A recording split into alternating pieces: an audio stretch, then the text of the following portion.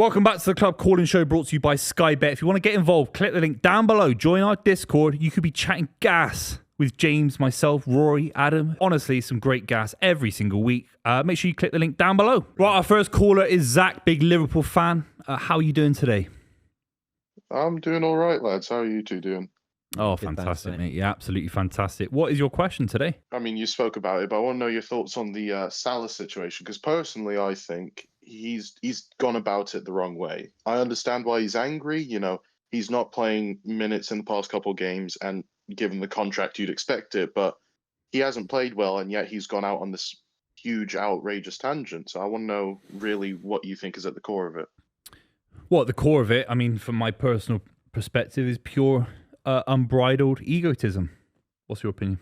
I think a frustrated player who loves the club and has, in a spur of the moment, just felt like he needs to get things off his chest. But I mean, Zach, I'd actually love to know from you, who do you side with? Forget whether you went about it the right way or not. Like, where's your affection? Is it towards Salah? Is it towards Salah and Slot? And who do you kind of back in this situation, whether they've gone about it the right way or not? It's a difficult one, because I'd probably back Slot slightly more on this, purely because Salah, it's just quite sudden.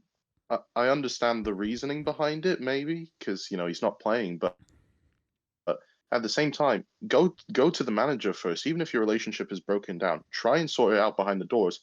Later down the line, if this is still happening, then come out and say your piece. It feels too soon. But isn't that what he's saying, that there is no relationship? Isn't, you know, is that the way Salah's portraying it? There's no relationship. But there was last year. I mean, by last year, we say this calendar year, end of May, they're parading around a trophy, hugging each other.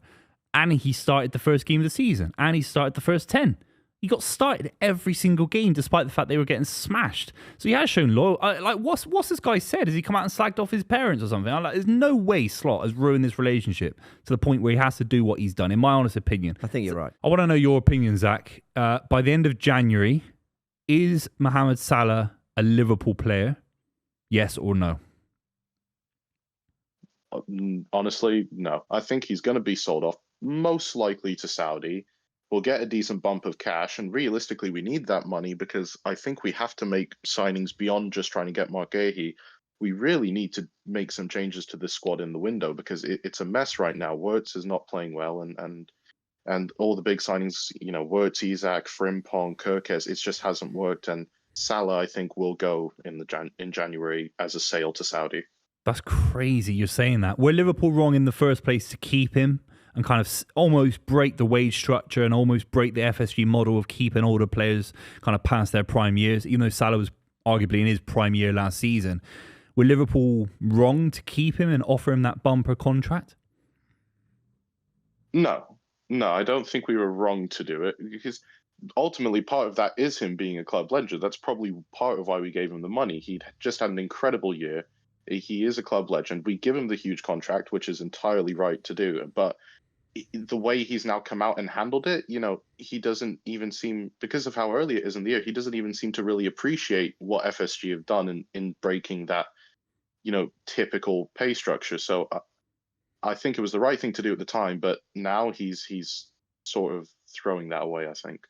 It's crazy. I don't see his legacy ultimately. It's so good. It's so strong. You know, being part of the team that brought back the title after 30 years, then winning it again and being such a key piece of that. You know, the Champions League, the other trophies that they've won in that time, being a part of Jurgen Klopp's team. I don't think his legacy will be tainted. You don't think? No, I don't think not tainted anyway. At all? No, not amongst Liverpool fans. I'll tell you why. Because things are going so wrong for Liverpool. There isn't universal love for Arne Slot. I think there'll be enough in Liverpool fans' heads, but they can tell me, to kind of go, there must be more to all this. Yeah. This has been an incredibly committed play. He didn't just come for 2, 3 years, 4 years maybe, and go, listen, I don't fancy it anymore, where's Real Madrid? This is someone who has given 8 big years to Liverpool and has actually tried to speak out and say he's frustrated quite quickly into all this. That doesn't mean I agree with it, but I think there'll be a way that they can rationalise it, I'm honest. I think what Trent did is less worse than what Salah's just done to Liverpool. I think what Trent did in terms of not renewing his contract, moving to Real Madrid, learning Spanish, whatever, and that's egregious for a lot of Liverpool fans, because to play for Liverpool is what you do as a local lad, and that's what everyone's dream is, and you've taken that and gone to Real Madrid. I think that's less worse than what Mohamed Salah's done. He's been given a massive contract, security for the rest of his life, 33 years old. There aren't a queue of clubs. Real Madrid aren't trying to sign Mohamed Salah. I think it's less worse what Trent did, and Liverpool fans were livid with Trent. I think they should be livid with this guy. He's completely thrown the badge of Liverpool under the bus. He's not under the bus. He's thrown Liverpool Football Club under the bus. Who does this guy think he is? I actually agree with a lot of what you said there, but let's just look optics for a second, because football fans they're affected by emotion, by feeling that you want to be a part of what they're a part of. And with Trent, there was a clear, I'm not signing a contract, I'm learning Spanish, I'm going to... Now, I don't begrudge Trent doing that. He gave some amazing years to Liverpool. He wanted to go to Real Madrid. As an outsider, as an Arsenal fan with no skin in it, I'm like, yeah, fine, I can get it. The optics from a Liverpool perspective on Salah might well be, no, you did commit to us. You have been trying to make it work. And when things went wrong, Liverpool thought you might be the problem, so took you out of the 11. So now you've basically spoken out on it because you want to be playing for the team. Now, I'm not saying I necessarily agree with that, but that can be the optics. And a lot of it is how the fans want to perceive these things at times. If Saka came out, you'd be livid. You'd be livid. Yeah. Imagine Declan Rice came out. There's no different. Declan Rice came from a different football club. He came from West Ham. Declan Rice ain't from North London. But I think Salah's come in from a different football club. He's been a legend. Imagine Declan Rice said, I've been on the bench for the last 3 games. Nah, this ain't it, mate. I've got no relationship with Arteta, blah, blah, blah. It is pure modern egotism, and football in 2025 is in the gutter. If a living legend like this, a apparent living legend, can talk about Liverpool in this manner, absolutely egregious. I don't go as far as egregious, but I think it's. There's a range of opinions here. Zach, just round off. Do you agree with my stance, James? Where are you with that kind of as an overview? I think what Salah's doing is shambolic. It's not the right thing to do at all. It almost feels as if he's given up early in the season on this team, even though he's part of the reason it's failed ultimately, because he hasn't exactly been brilliant. I think ultimately Salah's he's ruining it. It's worse than what Trent did, definitely, and it's just a mess. We got to clip that out. I was spot on. I've got a Liverpool fan to agree with me. He's put it well, as did you. Thanks very much. We've got Ozzy on next, who's a big Liverpool fan, but he's got a different opinion to Zach and potentially myself as well. Ozzy, apparently you believe that Liverpool shouldn't sacrifice Mohamed Salah for Arne Slot. Can you expand on that point, please? Yeah. I mean, the fallout of the last 48 hours has been immensely infuriating for me, because all of the commentary has been players must fight for their place. There is no there is no credit that a player can use to maintain their place in a squad. But the same people who are saying that Salah has no right to ask for respect are the ones that saying that Arne Slot has credit in the bank for winning a title last year. Those two cannot exist together. Either it's one thing or the other. Well, we've lost Ozzy, but he did make some great points. We're going to try and dissect what we did hear from Ozzy. Ozzy, if you can hear this, make sure you call back. That was a great question. I think he makes a really interesting point, Ozzy, in terms of Arne Slot. I mentioned it on the podcast, obviously, to you as well. But Arne Slot, he's got a little bit more of a ceiling to grow into. He's still a manager that's relatively young in his career, could stay there long enough to see more league titles for Liverpool. Where will Salah be in 3 years? He'll be 36 years old, nearly 40. So I think there's a great chance that Arne Slot outlasts the situation more than Mohamed Salah, just down to where Salah is. If Salah was 27 in his prime years, worth £150 million, I think Slot's out the door. I agree with your perspective on it. But Slot is so much earlier in his development, and he's just won a league title. And all the money he's been given to spend. I just think he's got a bit more credit in the bank. Both have got less credit than they should do. But I think Arne Slot's got a bit more credit. I think the two shouldn't be remotely linked. And I know it sounds crazy because it does feel like Salah versus Slot, especially when he talked about the broken relationship. But I actually think, I know this is a mess of a situation for Liverpool, but it's timed itself quite nicely. And what I mean by that is he's going to go to AFCON soon.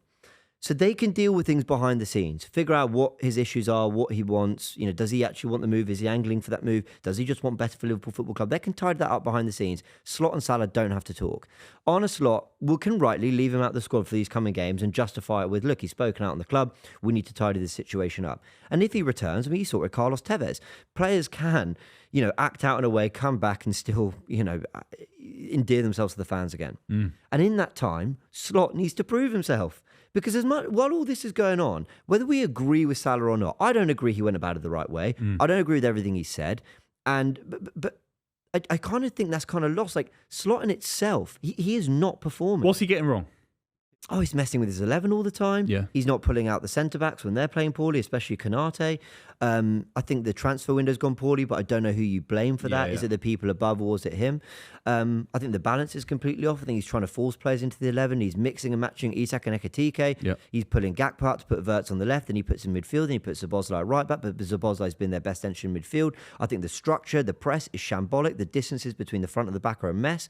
I think I've just listed 12 things. Yeah, about 25 things. He's getting so much wrong, Arne Slot, from a humble fan's perspective. And I sit there and I think, this Salah thing has happened, cool, but we knew he wasn't happy. I know he's come out and said this, and this is just poured gasoline all over the fire, but we knew he wasn't happy. He was out the 11 for 3 games in a row. Cool, go to AFCON, go play for Egypt, go do your best there.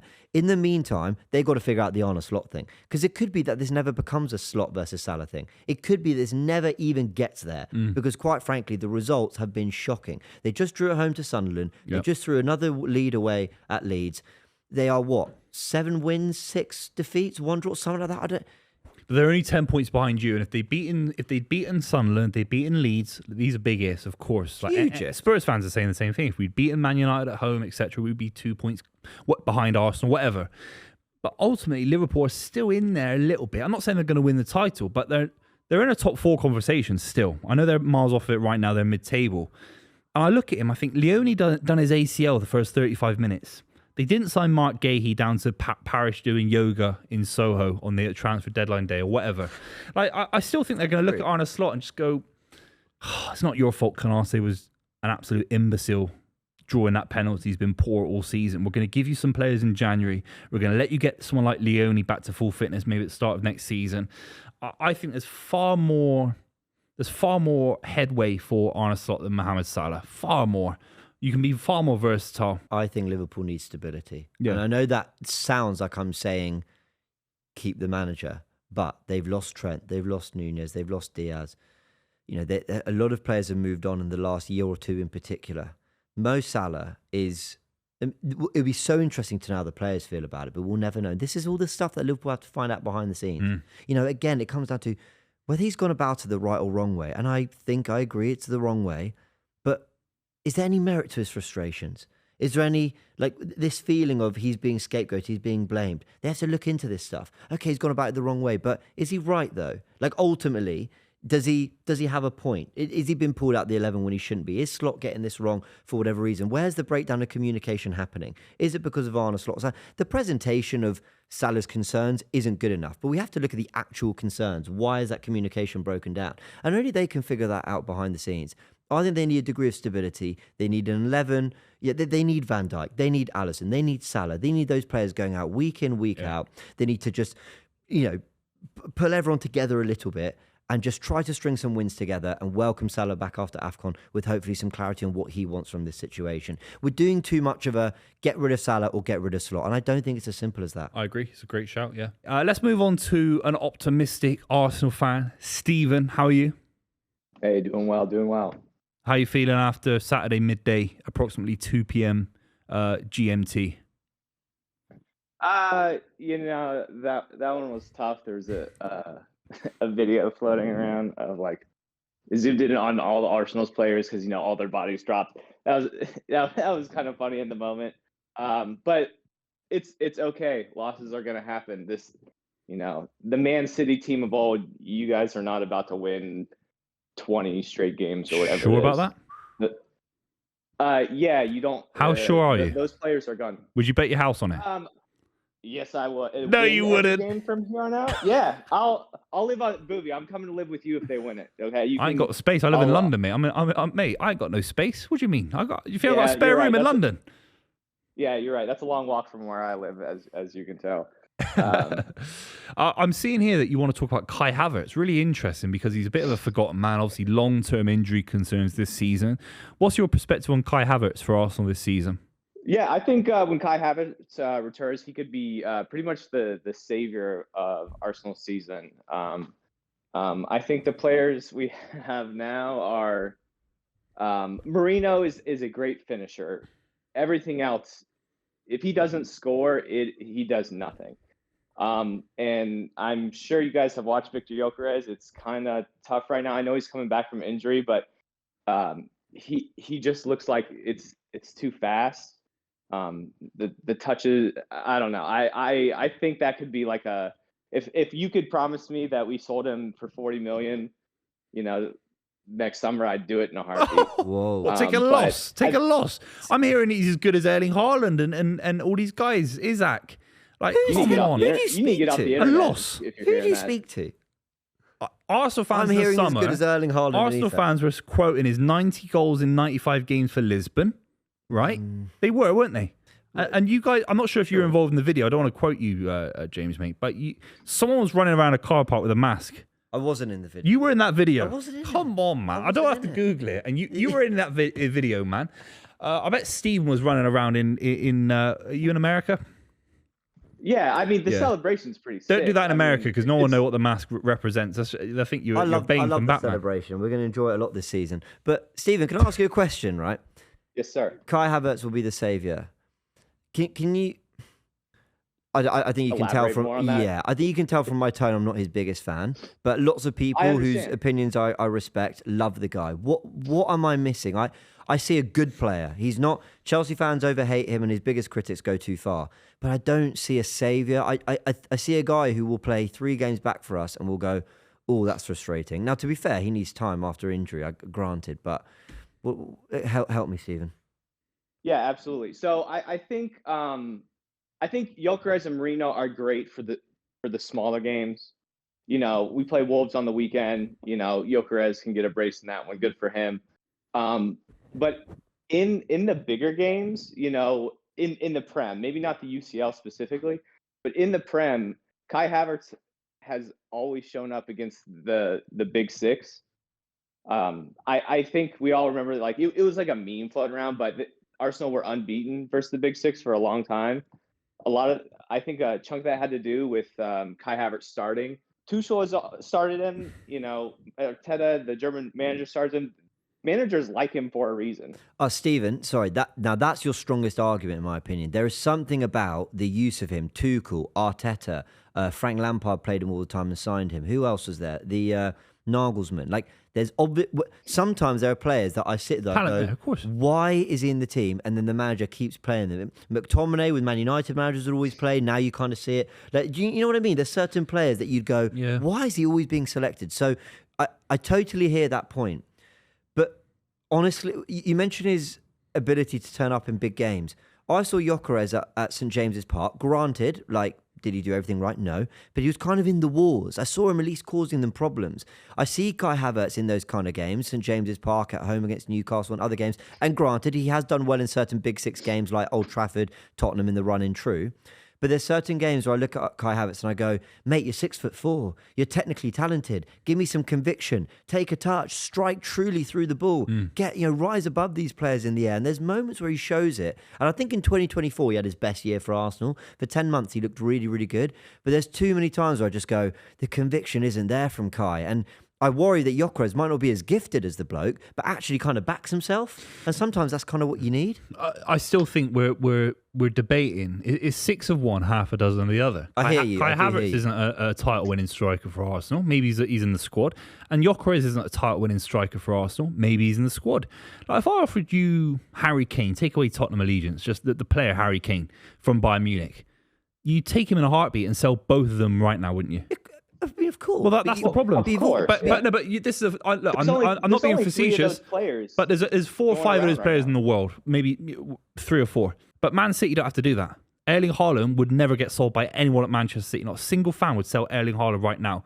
And what happens if he gets injured? yeah, we're in a world of pain, but right now he's fully fit. Someone like Julian Alvarez. Arsenal should have Julian Alvarez up front, not these guys, these midfielders. Havertz is another midfielder playing up front. What's that? You sold Julian Alvarez. You guys should have Julian because Alvarez. of how good Erling That's why- Haaland is. Because of how good Erling Haaland is. It's just an example. Like there's not many out there. Like in 2006, there's probably about 25 strikers you could have signed. Right now, it's very limited. But if we're still talking about Kai Havertz, who isn't a striker, maybe he's effective. Gyokeres is a striker. Is he good enough? We don't know. It means that Arsenal's transfer policy wasn't correct in who you signed. And you had Ekitike. I think Ekitike would be better for Arsenal. I think Arsenal... Sorry, Stephen, we'll come back to you now, but I think Arsenal manoeuvred the transfer market in the right way. I think they had to go for a striker who's going to give us something different, but wasn't going to be our full transfer commitment. Now, we look at Liverpool, we've been talking about them. They went big on Isak and Ekitike. Now, if we'd just done one of those deals, I know there's 50 million apart from those two, but even Ekitike, 85 million, whatever it costs, Liverpool fans, correct me if I'm wrong, that still would have been quite a significant outlay when we needed to add an Nkapie, a Mosquera, an Eze, a Zubimendi, a Madueke. There was a lot of work to Madueke do. was 50. You didn't need Madueke. You could have not signed Madueke and gone for big transfer. Instead of this kind of spread betting of ideas, go and get a genuine world-class talent. Who? Julian Alvarez. Would he have left Atletico after a year? He's frustrated there. 100%. Maybe now, but would you you have offer him gone 100 million in the quid? summer? I mean, was that the context in the summer? Isak might have worked for Arsenal more than Isak's an He wouldn't Arsenal have kind picked of us in the flair summer. striker. He did everything No for the thanks. Liverpool move. I'm just giving you ideas. Like I just think, and I'd have loved those ideas. And yes, I would have done Alvarez over, say, Gyokeres and Madueke. But then you look at the injuries we've had to the front three, and you're going, well, actually, maybe we did need the depth. So it's a difficult one. Stephen, just very quickly, how many goals does Kai Havertz score between now and the end of the season when he returns? So I think he's gonna come back, right around like January. So what's that gonna leave him like? It's still a long time, man. What's wrong with him? Get him back. Well, I mean, I think he's gonna, he'll get some sub appearances, but Yeah, you're right. play You are full right. game. You know what I mean?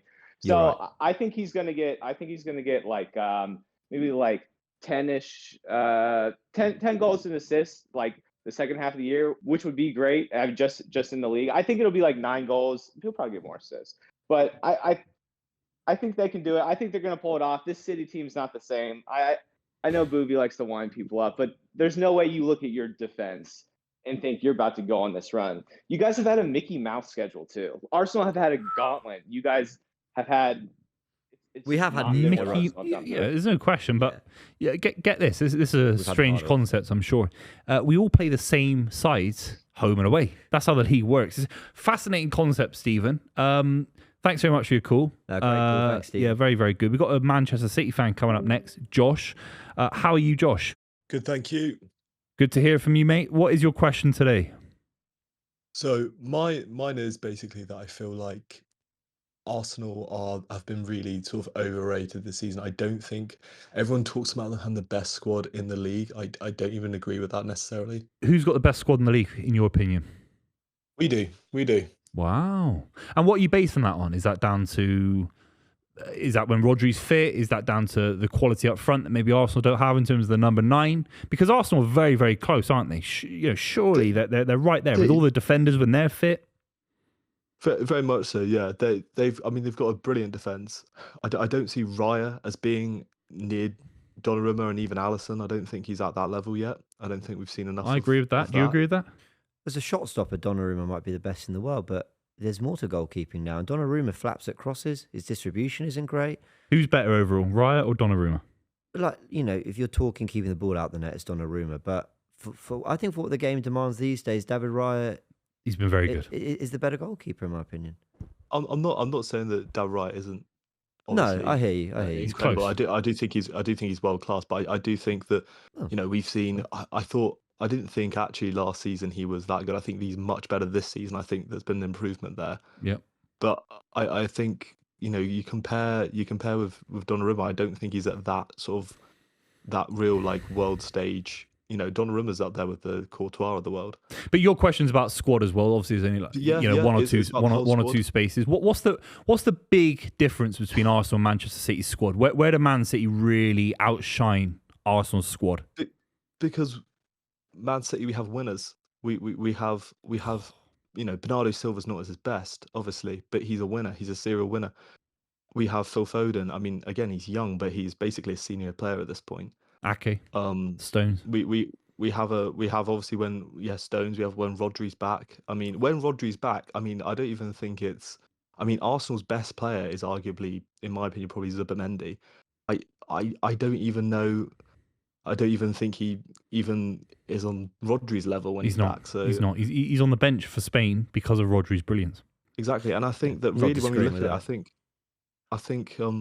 I think when you actually look at it, I mean, look, City this season we've been poor. We have not started well, but we're really starting. We're getting that every season. Pep just gets his teams. There's sort of that little turning point, and it looks like we might be seeing that sort of light at the end of the tunnel here.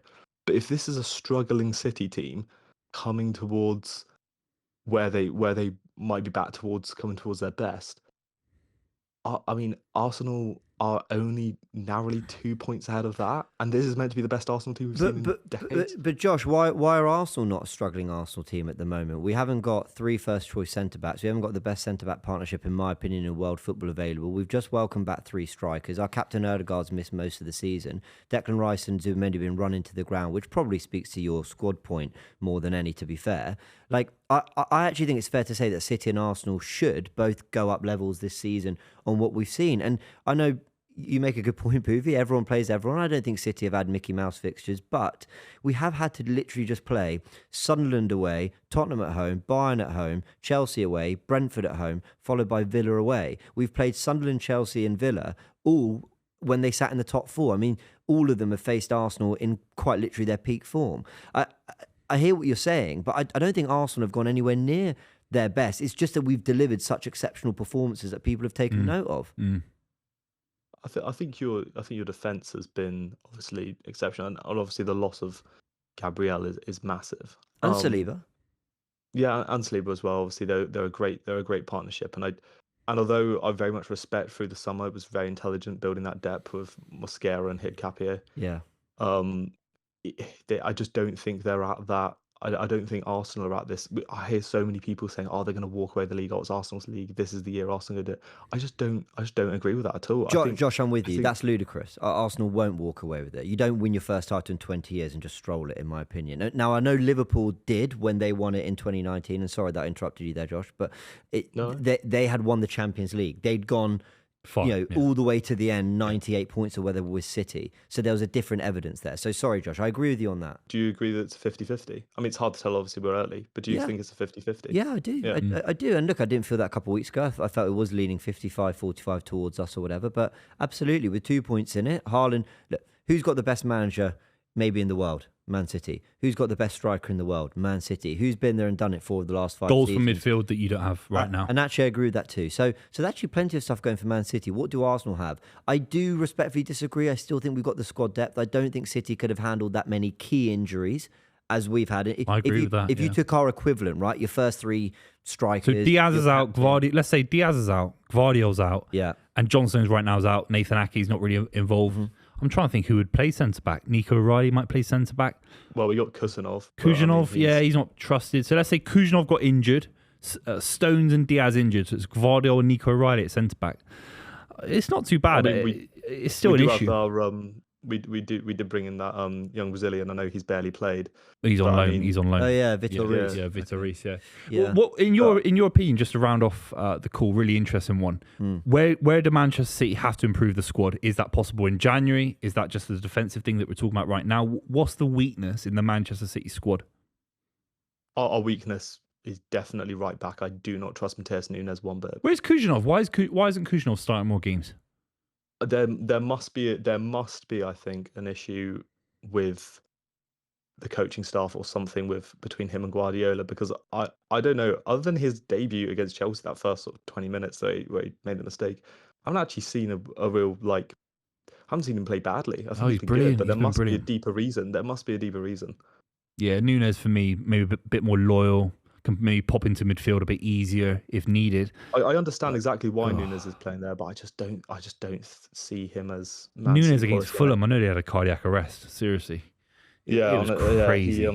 You're not going to win a league title Yeah. with Nunes at right back. He's not better than Danny Simpson, who won it with Leicester City. No, but seriously, I mean, like, He'll be a he'd be the second, worst right back to have ever won. I like Nunes, his application, his energy. He's an optimistic figure. He's a likable character. The fans love him. But he'd be the worst right back of all time to win the Premier League. On my life. No, I I'd have honestly, to I go honestly do agree with that. Yeah, well, it's an interesting one, but that's the thing. There are holes in, say, the back four, and if you get a couple of injuries there, then we start to worry. Bringing it back to what you said, the best squad. It's a really fascinating debate because I think everyone at their best, fully fit, raring to go. The best players are Haaland and Rodri, and then Arsenal can basically start to debate from third onwards. Rodri's essentially. back soon, and you're only Yes. 2 points. You're He's had a only few- 2 points He's had a ahead. few setbacks though, hasn't he? Yeah, when he's back now, he'll be back for the rest of the season. World Cup coming up as well. Rodri will get back to his best. I don't know if it's this season, especially now you're starting to tick. I think Pep might take his time bringing him in. If Rodri play, let's say Rodri starts one out of two for the next 20 Premier League games, City win the Premier League title. He's that good. So if Rodri starts 15 Premier League games, he's rested for the other 15, City win the Premier League title. 100%, he's that good if he starts them. If he's anything like the City, but This that's season he's been at that level. It's big ifs though. I mean, remember Rodri took a little time actually getting into his full flow when he first signed from City. So all these things, especially when you're playing as the six, it takes a little bit of time to really bed yourself in. So look, Rodri returning is a problem, but honestly, fitness will play a part for all these teams. If Haaland gets injured, there are major questions We're in for a Man world of City. pain. We're in a world of pain. But do you know what I fear the most about City? And yes, it's Haaland, it's Pep. I fear the flair players, man. Shirky, Foden, Bernardo, Doku, all these players that can just make things happen in the half space. And I just think Reinders as well. Reinders, yeah. Oscar Bob, like those are the players I worry about. And I was actually happy that Arsenal added a little bit more of that, whether it be Madueke's pace or Eze. Eze really is the only one we can sort of put up in terms of that kind of level. Brilliant, Erdegaard when he's at his best. And I think we need those kind of players, Saka, to come to the fore. Because at the moment, even that Villa game, even though we were a bit of a mess defensively, I think City might have put in the same defensive performance, if not worse, but maybe scored 4 goals. Villa were not That's the that difference. defensively Great shout. secure It's on a that great day, shout, if yeah. I'm honest. So yeah, I think it's also a clash of styles. It's not just experience versus experience. It's not just that we've done it, you haven't. It's not just striker versus whatever we got our defense. I think it's also a case of just the styles at which they approach these games is going to be so fascinating. So Yeah, I it'll be a agree. good battle, Josh. Josh, it's a great call in. And by the way, call in again because I'm a lonely Manchester City fan. A lot of these call ins, we need more Man City fans. So make sure you call back in when we win 10 in a row. Thank you very much. Right, next up, we've got Hanif, big Arsenal fan. Your point is apparently that Arsenal's title race isn't over. Help me, Hannah. Who was saying it was over? I wasn't saying it was over. There are some fans out there that think that Arsenal are done and that there's no hope and that City are going to catch us and it's inevitability. I'm here to argue that Arsenal are firmly in it to win it and that they will win it. And that there are some positives that we can take from that Villa game, even though there are a lot of negatives. Not even a hello from Hanif. Straight in. How are you guys all doing today? Oh, no. That's all right, mate. No. Hanif, you're a legend. Straight to the point, mate. Straight I to the hear it. point, We got things to do. Cutthroat here. Hanif, help me here, yeah, because I agree. I still believe we're going to do it. I still think I've seen plenty of positives even in the bad results, but when City get into this kind of form, I start to worry. What do we have over them? Because I will say this, in previous years where we've pushed them 23-24, we actually took them to the final day. 22-23, we led with a 7-point lead at one point. But when that was happening, I always just felt pound for pound, we still weren't better than them. This is the one season where I think pound for pound, despite maybe one or two areas, I think we might be.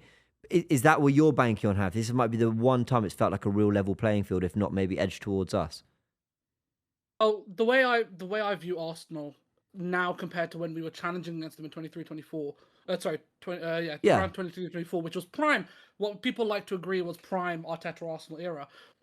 I think the way we can compare these two teams now and then is back in the 23-24 era. It wasn't necessarily an amazing system of football, but it was 7 or 8 individuals: Odegaard, Martinelli, Saka, Gabriel, Saliba, Declan Rice, all stepping up and having amazing individual performances, which would then elevate us to high-scoring wins.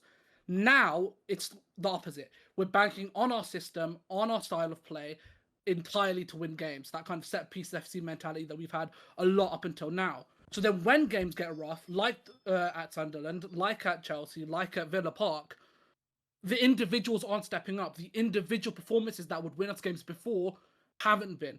And what I'm saying is when those start to come, when Saka finds a little bit more form, Odegaard's been looking decent up until now. Martinelli's on the form of his life in the Champions League. When these individual Form of his performances life. start popping up Against Bayern and away in Spain, he's brilliant. in the Champions League, 4-4 in the Champions League for Martinelli. Hanif, you raise a very interesting point that I hadn't really thought about. I'm going to put this to Buvey. He is right about the fact that Arsenal haven't actually clicked in terms of Saka's not at his best in terms of his output. We haven't found our striker and sort of leaned on either a Havertz or a Gyokeres or a Jesus to be the guy. Trossard's come in and out because of injury, but sometimes been Eze, sometimes been Martinelli. Eze, we're finding his place in the team. Odegaard is only just returning. Rice and Zumani still understanding each other. I kind of get what he means. It feels like almost Arteta coached this team through the injuries, through whatever, to a very good position where you can have this bad away run and still be top without having a regular 11 going out, but crucially having his best players actually stepping up on a regular basis in the way City have actually clicked with Haaland and Doku and Foden finding that form shirky too. So it's a fair point. I do worry about Arsenal's system. I do. Against Aston Villa, he didn't keep the ball nearly enough. And I can't sit here and say, oh, Man City got the greatest system of all time. Currently 2 points behind Arsenal, conceded 4 goals to Fulham, etc. But the system's on the way to getting there. I've seen Manchester City go away to Villa, win 1-0, 2-1, outplay sides, have possession for 5-10 minutes, hold it in the corner. Arsenal's system at the moment isn't getting you through away games, and that's a big concern. Your possession in the game was 50-50, and Aston Villa one of the great sides in the league right now. So, and by the way, when we do these call-ins and podcasts, we've not talked nearly enough about the brilliance of Aston Villa. All I'm saying is Arsenal, you got Zubimendi as a metronome. You got Declan Rice. If he doesn't give you goals, he's got to give you a bit more control. Odegaard gives you control, not goals. Where is that possession in the final 5-10 minutes to stifle the opposition? Well, I think that was a fatigue issue. But to be fair, City have struggled with this. City have lost at Brighton, at home to Tottenham, away at Newcastle, and away at Villa as well. So I think City is struggling to get possession matters. Possession matters so much. We're going to talk about it for England in the World Cup about how can these guys keep the ball in crucial moments of the game. And right now, Arsenal, I thought you did it well against Bayern Munich, by the way. Yeah, we did. Can you keep the ball in big moments? And is there a system in place where you just keep possession? You go back to this basis of having... I remember City sides going to Aston Villa playing one-touch football. There was one that Bernardo Silva scored into the roof of the net with Fernandinho linking him up. It was scary. Had 65% possession at Villa Park. Yeah, but I think you've also lost to Emery 3 years in a row. Yeah, don't get me wrong. So I'm not saying this City side's capable of doing that. But what I'm saying is Arsenal should be building up to a point where going away to Aston Villa, dominating the ball even more than you did, and not letting them have that Buendia chance. It's crazy they had that chance. Yeah, but that's not like an identity of this Arsenal team. Like that last chance and that late goal. I know Sunderland. I know. But I think that's 2 in 20 games we've played this season in all comps. So I think largely we've been very good in terms of our defending, in terms of our control of games. I just think what City have is the players coming into form at the right time, and they're players with flair, they're players with goals, they are match winners. I need Arsenal's match winners. And who are they? Eze, Saka, we hope our £65 million signing. We need those players to start to get into their own and start putting together that kind of form where you go, oh my God, Saka's just scored again. Oh my word, Eze's backed up that hat-trick with another couple goals. That's what we need to come from Arsenal. And Hanif, I think, just back to you, mate, I think you made a really good point there about almost our system and our coaching has got us to a certain point. Now we need the individuals to rise and win us games on days where we're not playing at our best. It's also a case of Villa have always been a bogey team for us as well. Unai Emery has Arsenal's number. He does. Yeah. I can't stand him. He's too good against us. And it's... I remember we were being, people weren't as ultra critical against City when you guys lost to Brighton, you lost to Spurs, who are you guys' bogey teams, and people weren't being really ultra critical of Pep and City and all the players. That's because he's got credit in the bank. He's got winning 4 in a row. No, of course, but it's kind of, you kind of look at those, you're like, okay, it's Spurs, it's Brighton, they're, at the Amex, at Spurs, sometimes at the Etihad as well, can put in good performances and go past you guys. That's the same thing with us in Villa. Like, we lost to Villa last season as well, and the season before, and we have a bad track record against Villa.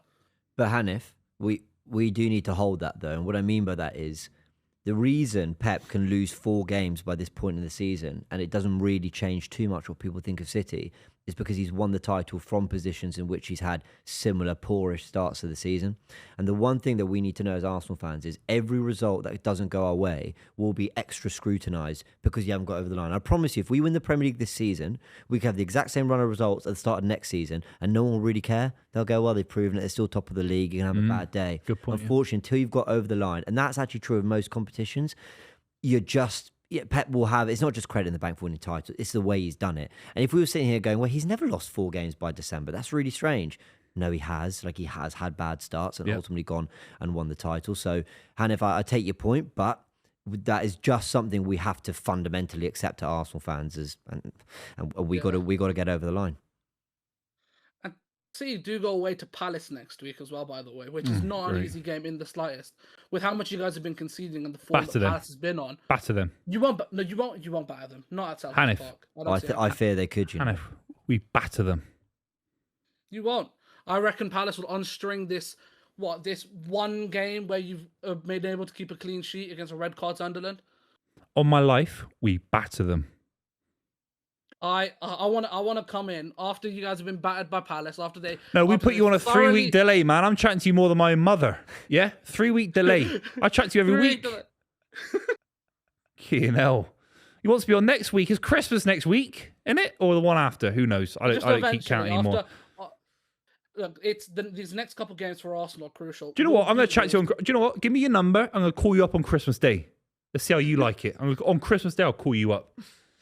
Thanks very much, Hanif. I really appreciate it, mate. I won't be calling you up on Christmas, obviously. What do you think of those callers? Sensible? Yeah, some great points made. Interesting how Liverpool fans, and I'm going to tune in some Liverpool content. I want to know how they're feeling about this. So I think they're really, really torn, and I think we don't know enough about it all. So fair play to the Liverpool fans who, look, it can't be an easy situation to basically pick the club or the manager or your greatest ever player, some would argue. So cool. They can, they can sort of have that out over the next few days. But I'm torn on how I feel about it all, honestly.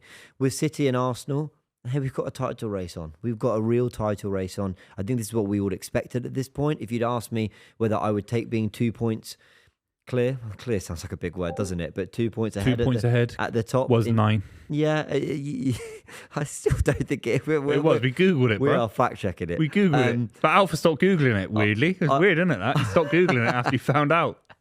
He thought it was 12 and said no, it's delete that.